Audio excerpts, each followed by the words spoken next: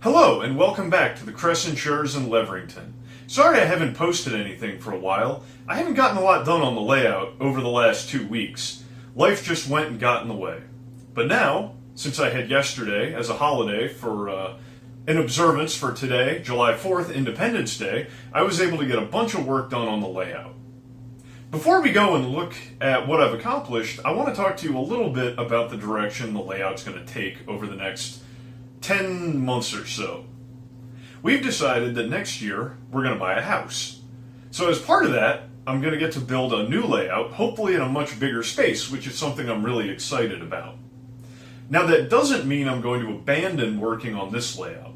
What it does mean is that I'm going to focus on projects to help me build my skill set so that I can build, when I do move and I have the bigger space, I can build the layout that I really want to have. And as one final note, I'm nearing that 100 subscriber mark, so if you're watching this video and you like what you see, don't forget to subscribe. Thank you. Now let's go check out what I've done on the layout. And welcome back.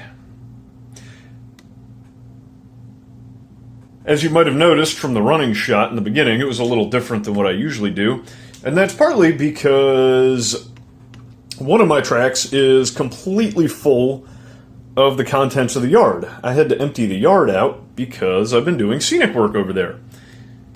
I painted and started installing this retaining wall between the yard and what will eventually be the poured portion of the Schuylkill River. What I was talking about is I'm going to try to get some sort of water effect down to about this bridge here and then leave it at that. This retaining wall will also extend further down to about there. That retaining wall is made out of evergreen models, board and batten styrene sheet, which I painted with kind of a burnt umber colored paint, and evergreen models H-beams of a size I could look up if I really felt like it. If you want to know, I can tell you, so just ask me down in the comments. I've also extended the grass over by the yard here a little bit, which also required hauling all the equipment out of the yard. And before I put everything back, I want to get the track ballasted up to those switches. That's another thing that is probably not going to ever get finished. I'm probably not ever going to ballast this area right over here through the junction and the crossovers because I want to make it really easy to salvage those number 8 turnouts and the number 6 turnouts on the other side. So that's something that I've started to think about. As far as other projects, I've continued working on the sidewalk detail here. I think that's getting pretty close to being done. These 2 houses are not permanently going to be here. These 2 are going to go up here. I have 6 more kits of the size of the ones back there. I'm going to build 3 of them. 1 for back there, 2 smaller ones from down here, and I might actually build the balance to kind of fill in along with these houses up here. We'll kind of have to see what that looks like. I am wrapping up the building that will go right here. This is where I decided to store a lot of my motive power over on the industrial track. There is going to be a building right here, which I'm actually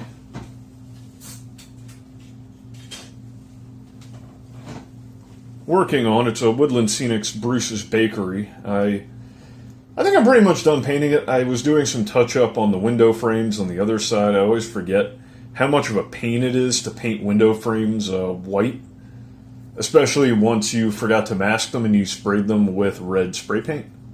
But that building will hopefully be on an angle right about here and kind of add some interest to that scene.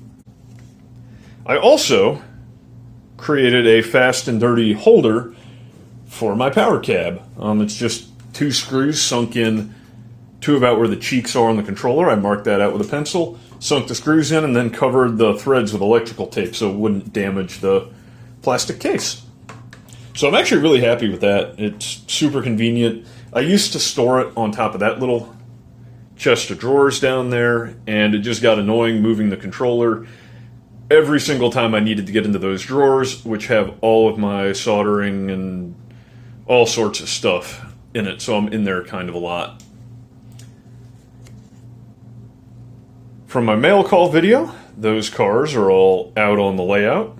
If you want to check out what I bought, definitely go check out that video. Okay.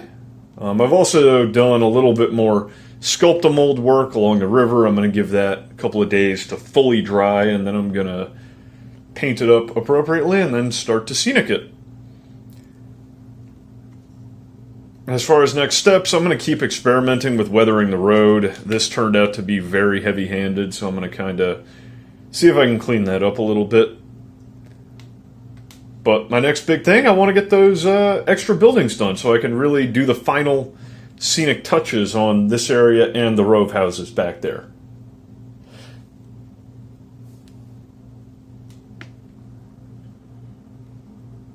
Okay. Well, thank you for watching. Bye for now.